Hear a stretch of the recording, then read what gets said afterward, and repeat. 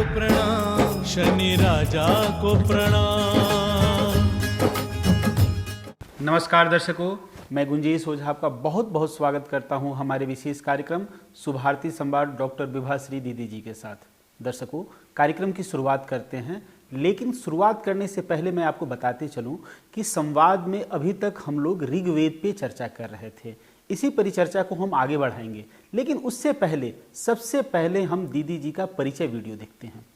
शनि साधिका doctor Vibhashri दीदी जी का संक्षिप्त परिचय। श्री शनीश्वर तीर्थ क्षेत्र, शनि आश्रम, चिकल थाना, छत्रपति संभाजी नगर, महाराष्ट्र की आप संस्थापिका हैं। आपके इस शनि आश्रम में ही 24, 25, 26 जून 2023 को एक भव्य पंचतत्व महोत्सव पंच महाभूत लोकोत्सव का आयोजन हुआ था। पंचतत्वों की सुरक्षा और संतुलन के माध्यम से जीवन रक्षा के लिए इन पंचतत्व महोत्सव में राष्ट्रीय संत सम्मेलन का आयोजन हुआ। इस आयोजन के प्रथम दिन का दीप प्रज्वलन अनेक महामंडलेश्वरों, पीठाधीश्वरों ने मिलकर किया। संपूर्ण कार्यक्रम का आयोजन और संचालन प्रसिद्ध एस्ट्रोलॉजर साधिका डॉक्टर विभाश्री दीदी जी ने ही किया, जिनके व्यक्तिगत निमंत्रण पर भारत के अनेक राज्यों से 100 से भी अधिक संत, महात्मा, सद्गुरु, आध्यात्म शिरोमणि श्री शनि आश्रम, छत्रपति संभाजी नगर, महाराष्ट्र की पावन भूमि के संत सम्मेलन में पधारे थे और पूरे महाराष्ट्र क्षेत्र से भी लगभग 500 संत महात्माओं, प्रवक्ताओं, विद्वानों ने भी इस आयोजन में भागीदारी निभाई और प्रमुख वक्ताओं ने अपने अपने उद्बोधन से लोगों को मंत्रमुग्ध भी किया, जिसमें कोल्हापुर महाराष्ट्र के कनेरी मठ के पीठाधीश्वर स्वामी अदृश्य काट सिद्धेश्वर स्वामी जी, अखिल भारतीय गोसेवा संघ रायपुर छत्तीसगढ़ के प्रमुख दूधाधिधारी मठ के मठाधीश महामंडलेश्वर श्री राजेश्री महंत श्री राम सुंदर दास जी महाराज प्रमुख थे। साथ ही बीजेपी के राष्ट्रीय प्रवक्ता श्री सुधांशु त्रिवेदी और नारी रत्न राजेश्वरी मोदी उर्फ राज दीदी, नारायण रैकी सत्संग परिवार मुंबई ने अपनी ओजस्वी मोटिवेशनल वाणी से सभी को मंत्रमुग्ध किया। 3 दिनों में 30 से अधिक वक्ताओं को सुनने का सौभाग्य मिला। शनि साधिका डॉक्टर विभाश्री दीदी जी के द्वारा संचालित इस राष्ट्रीय संत सम्मेलन की ज्ञानवर्धक झलकियां शनि साधिका दीदी जी के ही ज्ञानवर्धक कार्यक्रम शुभारती टीवी के शुभारती संवाद साधिका डॉक्टर विभाश्री दीदी जी के साथ कार्यक्रम का महत्वपूर्ण हिस्सा भी बनी। इस पूरे 3 दिवसीय संत सम्मेलन में साधिका डॉक्टर विभाश्री दीदी जी की सुपुत्री अभिनेत्री विभूति शर्मा जी ने अपना महत्वपूर्ण योगदान दिया और सभी संत महात्माओं, अतिथियों की स्वागत व्यवस्था को संभाला। दीदी, बहुत बहुत स्वागत आपका हमारे विशेष कार्यक्रम शुभारती संवाद डॉक्टर विभाश्री दीदी जी के साथ में। धन्यवाद। कार्यक्रम की शुरुआत करते हैं। हमने पहले सीरीज में बात की ऋग्वेद के बारे में, अब इस संवाद को आगे बढ़ाते हैं और यजुर्वेद के बारे में हम चर्चा करेंगे। सबसे पहले आज के संवाद में आप हमारे दर्शकों को बताइए कि यजुर्वेद में क्या क्या मुख्य बातें दी गई है और जिसके बारे में हमारे दर्शक अभी तक अनभिज्ञ हैं, उन्हें पता नहीं है। कृपया विस्तृत जानकारी हमारे दर्शकों को दीजिए। हमारा यजुर्वेद जो है वो दूसरे क्रम का वेद है। पहला ऋग्वेद है और दूसरा यजुर्वेद है। जैसे हमने जाना था कि जो ऋग्वेद है वो स्थिर है, पर जो यजुर्वेद है वो गतिशील है। ऋग्वेद जो है वो पूरा पद में है और यजुर्वेद में उतने पद में हैं जो ऋग्वेद से लिए गए हैं और बाकी सब गद्य में है। यजुर्वेद का जो सिद्धांत है वो मोक्ष पर आधारित है, वो आत्मा और परमात्मा पर आधारित है, वो व्यक्ति के जीवन मृत्यु पर आधारित है, वो व्यक्ति के पूरे पंच तत्वों के प्रधान जीवन और मृत्यु से लेकर पुनः जन्म तक जो हमारी बातें हैं वो सब यजुर्वेद में है। यजुर्वेद कर्मकांड का प्रधान वेद है। हम जितने भी कर्मकांड में मंत्रों का उच्चारण करते हैं, हम जितने भी पुरोहिती कार्य करते हैं, हवन, यज्ञ, शांति, विधान, पूजा, ये सब यजुर्वेद की ऋचाओं से लिया गया है और यजुर्वेद के द्वारा ये संचालित होता है। हमारा यश्वमेध यज्ञ करना, पुत्रेष्टि यज्ञ करना, वास्तु शांति करना, गृह शांति करना, विभिन्न प्रकार के नामों से अलग अलग प्रकार की विधि विधान यज्ञ के द्वारा करना, ये सब इसका प्रशिक्षण पूरा यजुर्वेद के अंदर हमें मिलता है। यजुर्वेद के बहुत सारे लोकप्रिय मंत्र शांति पाठ बनकर सामने आए हैं। यजुर्वेद में जो भी यज्ञ विधि विधान दिए गए हैं, उन यज्ञों के विधि विधान में सबसे ज़्यादा उपासना जो दी गई है वो वायु देवता की दी गई है, क्योंकि इसके प्रधान देवता वायु हैं। पंच तत्वों में जो भी अग्नि देवता हैं, वायु देवता हैं, जल देवता हैं, ये प्रधान देवता रहे हैं हमारे वेदों के। पृथ्वी और आकाश ये अपने आप में पंच तत्व का हिस्सा हैं, पर चूँकि पृथ्वी पर यज्ञ हो रहा है और आकाश के नीचे हो रहा है, तो वह इसमें दूसरे क्रम में आते हैं। पर हमने धरती पूजन की परंपरा से यज्ञ वेदी की पूजा प्रारंभ की होती है। हम इस पंच तत्व को पूरे शरीर में धारण करते हैं और पंच तत्व का यह शरीर जो अग्नि से भी बना है, जब अग्नि इसमें खत्म हो जाती है, जब इसकी अग्नि मर जाती है, जब इसके अंदर से अग्नि तत्व निकल जाता है, तब इस शरीर के अंदर कुछ भी नहीं रह जाता। जब पंच तत्व निर्मित यह शरीर जब पंच तत्व में मिलने लगता है, तो इसके अंदर से वायु निकल जाती है, इसके अंदर से अग्नि का ताप निकल जाता है, इसके अंदर से जल तत्व खत्म हो जाता है और ये पृथ्वी में विलीन होने की तैयारी करता है और आकाश में जाने की तैयारी करता है। तो यजुर्वेद ये प्रश्न करता है कि फिर इसके बाद क्या होता है। यजुर्वेद ये प्रश्न करता है कि मृत्यु के बाद आत्मा कहाँ जाती है। यजुर्वेद ये प्रश्न करता है कि यदि मैं मनुष्य हूँ तो क्या मैं अगले जन्म में मनुष्य ही बनूंगी। मैंने जो कर्म किए हैं उसका निर्धारण कहाँ होता है, क्या कोई स्वर्ग है या कोई नरक है या कोई यमलोक है। ये सारी बातें हमें यजुर्वेद से बताई जाती हैं, यजुर्वेद से सीखने को मिलती हैं। अग्नि जब हमारी शरीर की शांत हो जाती है और पंचतत्व जब हमारा साथ छोड़ने लगते हैं, तो फिर ये शरीर अग्नि में क्यों जलाया जाता है, इसका उत्तर यजुर्वेद देता है। इसीलिए इसे मोक्ष का शास्त्र कहा गया है। जो व्यक्ति इस जन्म मरण के बंधन से मुक्ति पाना चाहते हैं, जो व्यक्ति आत्मा को परमात्मा में विलीन करना चाहते हैं, जो व्यक्ति अपने जीवन में इस जीवन में अच्छा जीवन जी के फिर ब्रह्म के जैसी उपासना करके और अगला जीवन बहुत अच्छा ब्रह्म के जैसा बनाना चाहते हैं, वे व्यक्ति यजुर्वेद के बताए मार्ग पर चला करते हैं। तो यजुर्वेद धर्मशास्त्र के बाद का दूसरा क्रम है। ऋग्वेद यदि धर्मशास्त्र है तो यजुर्वेद मोक्ष शास्त्र है। तो इसलिए ये हमारा बहुत महत्वपूर्ण शास्त्र है। आज हमारा धर्म जो भी कर्म करता है वो इस जीवन में सुख पाने के लिए और जीवन के बाद मृत्यु के बाद मोक्ष की कामना के लिए करता है। इसलिए इसका महत्व बहुत ज़्यादा है। बहुत बहुत आभार दीदी आपका कि आपने यजुर्वेद के बारे में इतनी अच्छी जानकारी हमारे दर्शकों को दी। अब अगले परिचर्चा को आगे बढ़ाते हैं। यजुर्वेद का उपवेद क्या क्या है और इसका वर्णन कहाँ देखने को मिलता है। बहुत अच्छा। सबसे पहले मैं बताऊं आपको, यजुर्वेद के अंदर में पूरी युद्ध नीति है और इसका जो उपवेद है उसका नाम है धनुर्वेद। जितनी भी धनुर्विद्या हमने सीखी है, जितने भी शल्य शिक्षा जिसे हम कहते हैं तीर चलाना, युद्ध कौशल जिसे हम कहते हैं कि सारे युद्ध के जितने भी औजार होते हैं उनसे युद्ध नीति को सीखना, प्रशिक्षण लेना, आयुध का निर्माण करना और आयुध को चलाना सीखना। आज के समय में विज्ञान ने जो खोजें की हैं, जो विज्ञान ने परमाणु बनाए हैं, जो विज्ञान ने बड़े पैमाने पर आयुध तैयार किए हैं, युद्ध के लिए जो भी उपकरण बनाए हैं, वो सब हमारे यजुर्वेद की शिक्षा है, हमारे यजुर्वेद में सिखाई जाने वाली शिक्षा है। उसे दुनिया को दिया हमारे वैज्ञानिकों ने और उसके बाद में यह धनुर्वेद या युद्ध कौशल की विद्या, ये उपकरण, ये हमारे सैनिकों के औजार तैयार हुए।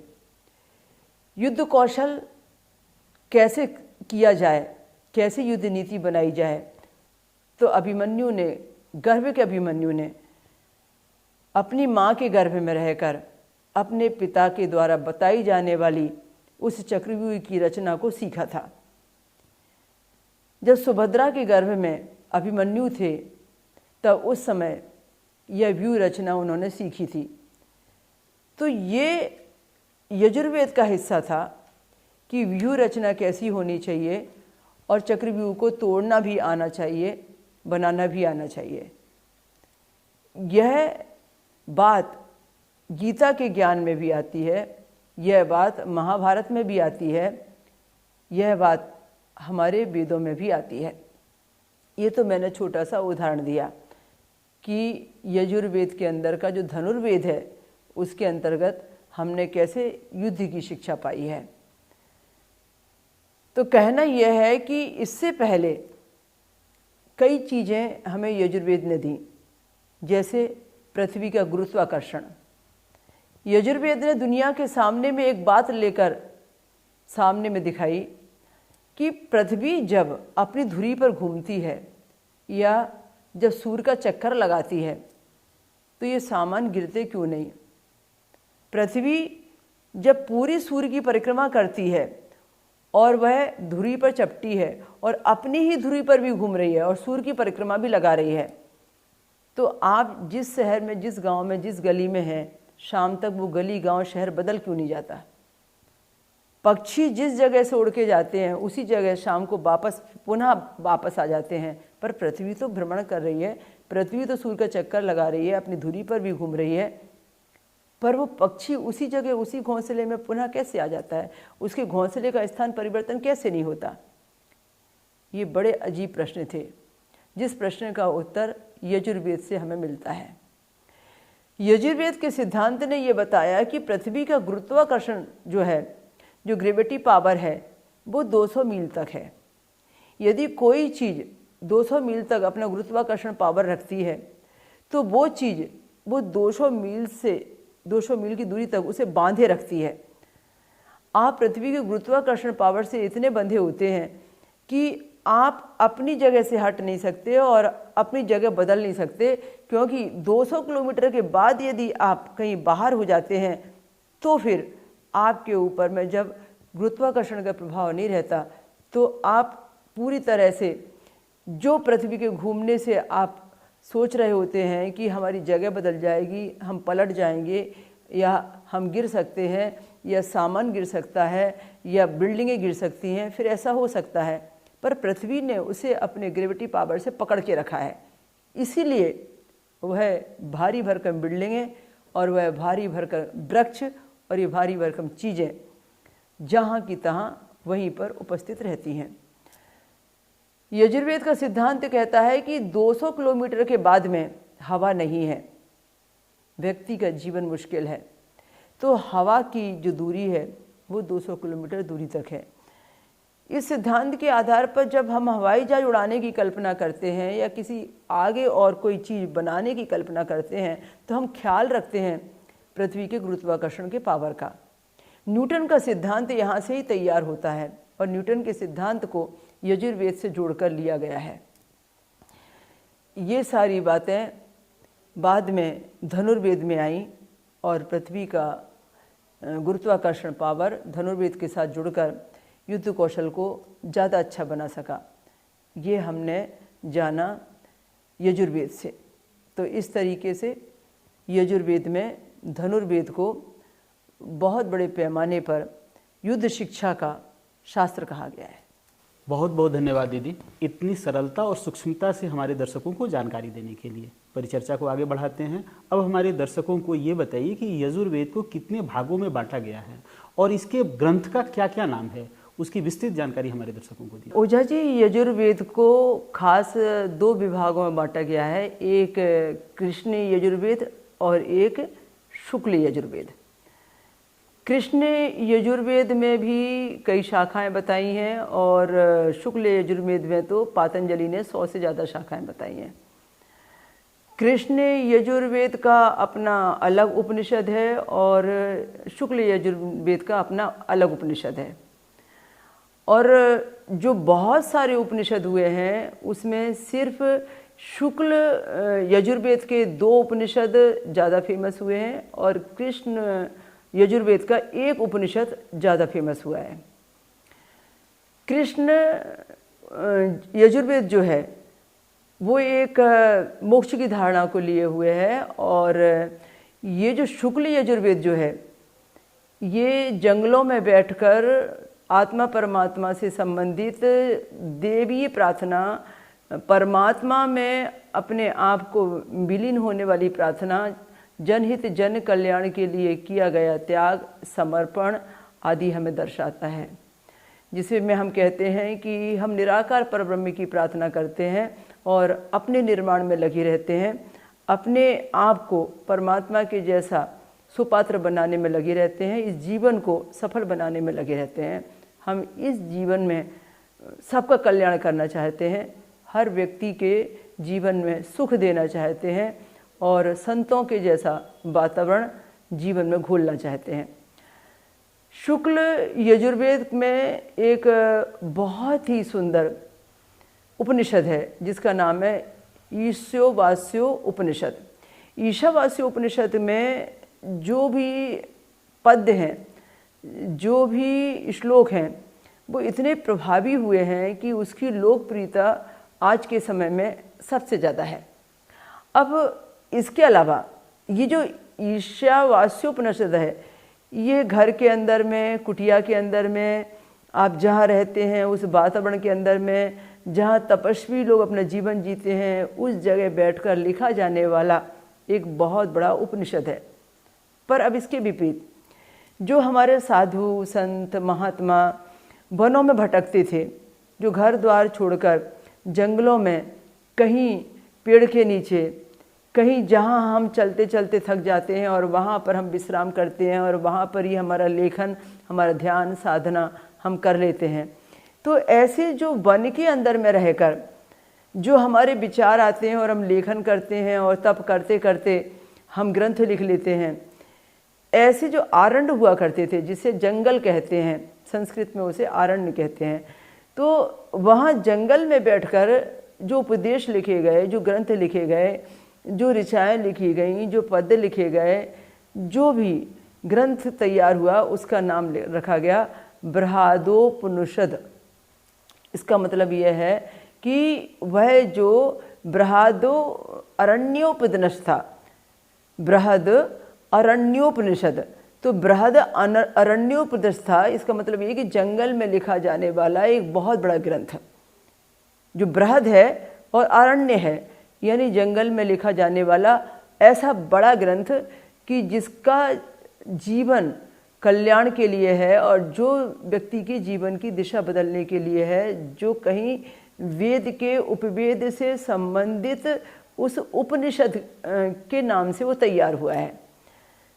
तो इसके लिए बहुत सारी जो रचनाएं हैं वो ऐसी अद्भुत रचनाएं दी गई हैं कि जिसे समझना थोड़ा कठिन है, पर संस्कृत में कई अर्थ उसके निकलते हैं, पर यह अपने आप में बहुत ज़्यादा प्रभावी है क्योंकि इसकी प्रार्थनाएं बहुत प्रभावी हैं। इसके अलावा यदि मैं बात करूं कृष्ण यजुर्वेद की, तो उसका एक बहुत सुंदर उपनिषद है, उसका नाम है कठोपनिषद। कठोपनिषद में बहुत ज़्यादा आत्मा परमात्मा, जीवन मृत्यु, मोक्ष, हम किस जन्म में किस योनि में जन्म लेंगे, नरक स्वर्ग, यमद्वार, यम के द्वारा कर्मों का दंड, या फिर हमारे जीवन में हम जो कर्म कर रहे हैं वो निर्धारित हमें कैसे करेगा कि हमारा अगला जीवन कहाँ होगा, हम हमारी ज़िंदगी में कैसी लाइफ जिए जो हमारा भविष्य और हमारा अगला जन्म सुखद होता है, या जो होना है वो कैसे हो जाता है। ये बहुत सारे प्रश्नों के जो आंसर हैं ये हमें कठोपनिषद देता है।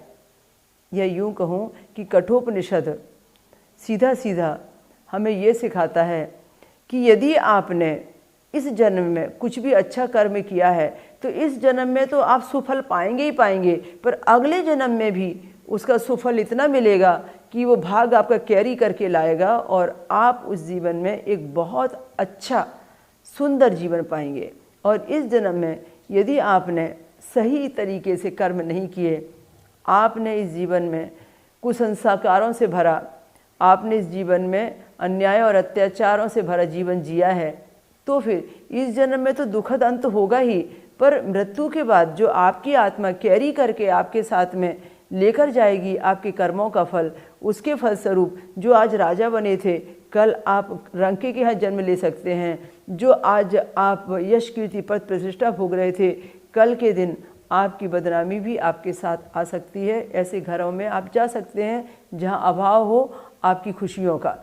तो ये निर्धारित करता है। और इसके अलावा भी पशु योनि में कौन जाता है, कौन व्यक्ति पशु योनि से मनुष्य योनि में आ सकता है और कौन व्यक्ति मनुष्य योनि से पशु या कीड़े मकोड़े की योनि में जाता है, ये हमें यजुर्वेद का ज्ञान सिखाता है।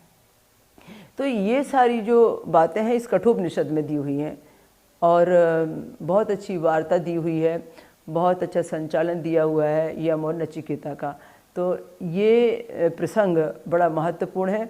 हमारे यहाँ की मान्यताओं के आधार पर ये 3 जो उपनिषद हैं ये संस्कृत में पढ़े जाने वाली बातें हैं और इनके सूक्त, इनके स्त्रोत, इनके पद और इनके मंत्र बहुत लोकप्रिय हुए हैं।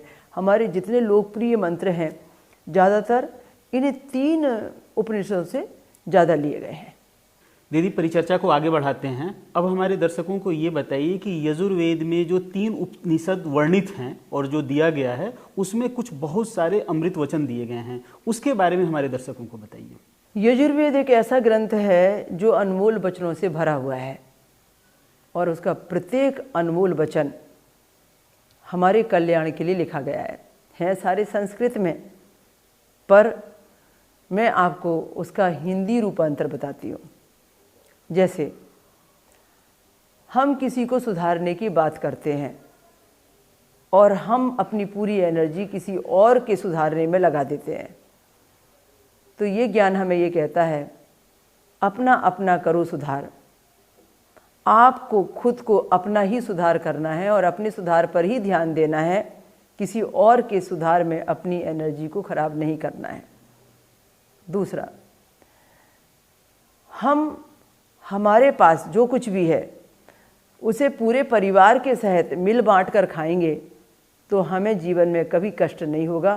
पर हम यदि स्वार्थ के वशीभूत होकर यदि स्वयं अपने लिए ही सोचेंगे तो हमारा दुख कभी खत्म नहीं होता। यानी अपनी रोटी मिल बांट कर खाइए ताकि आपके परिवार के सारे लोग सुखी और संपन्न रह सकें। एक कौवे का उदाहरण देखिए कि किस तरीके से वह कौवा एक रोटी सामने आने पर अकेला नहीं खाता, वो काँव काँव करके पूरी जमात को बुलाता है और सब मिल बांट कर खाते हैं और बड़ा सुखी रहता है वो। इसके अंदर में एक राजा जनक का प्रसंग भी आता है उदाहरण के स्वरूप कि आप कितना मोह करते हैं और किस चीज़ के लिए मोह करते हैं और किससे कितना मोह करते हैं।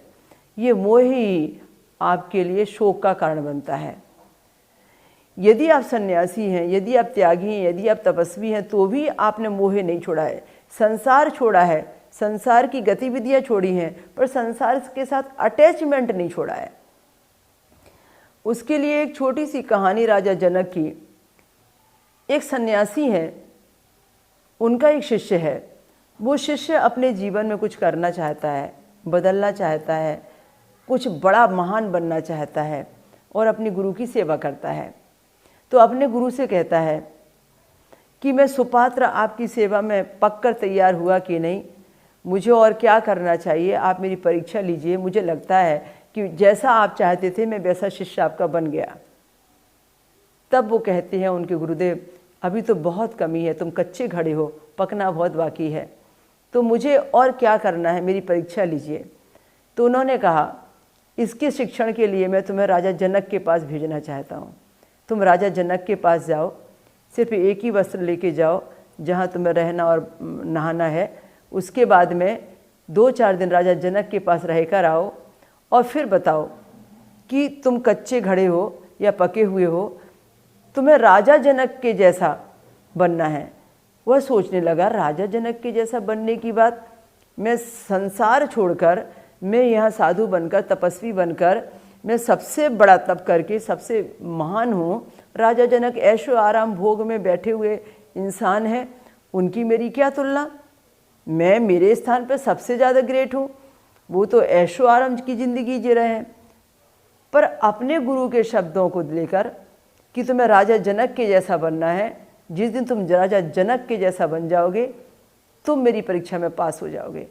अब ये तलाशने के लिए कि राजा जनक मुझसे महान है क्या, राजा जनक में ऐसी क्या खास बात है कि मुझे उनके जैसे बनने की बात कही जा रही है।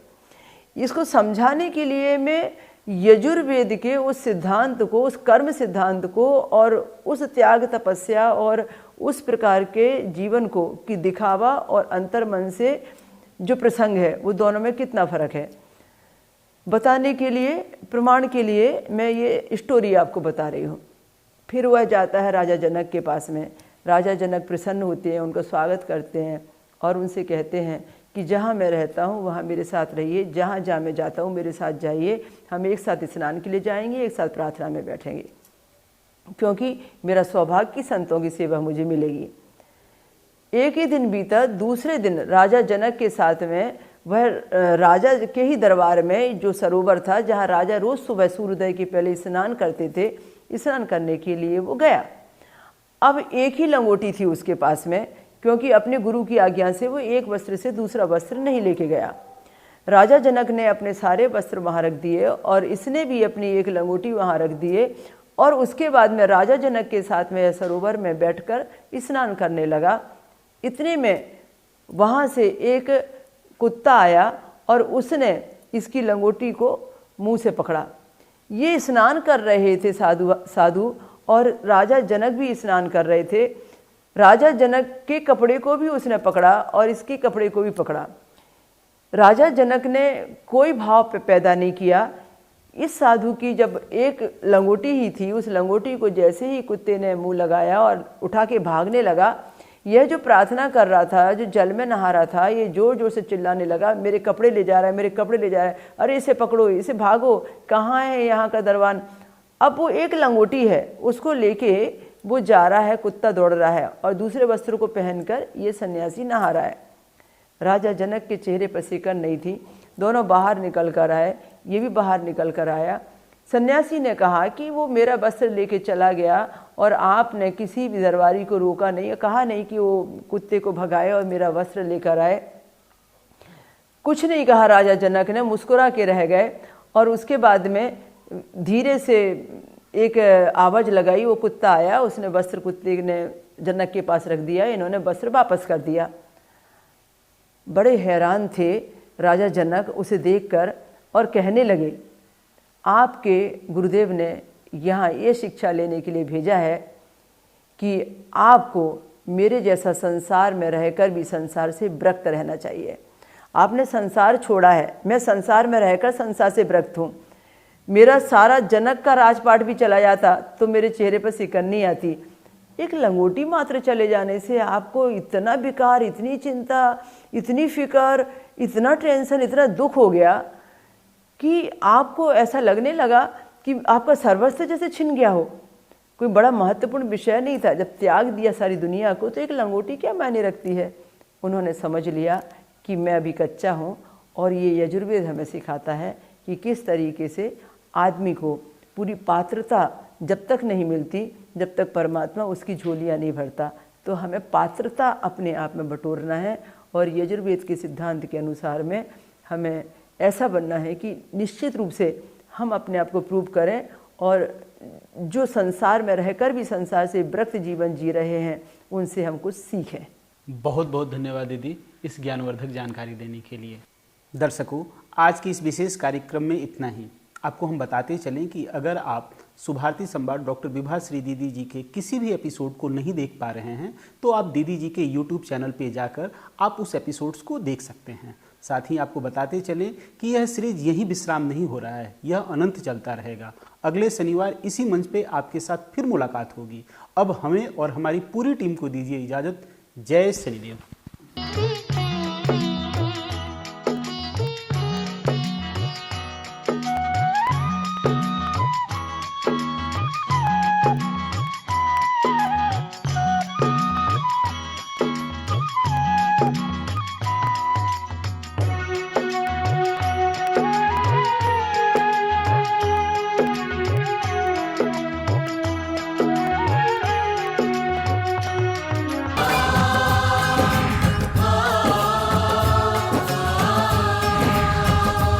शनि देवा को प्रणाम, शनि राजा को प्रणाम।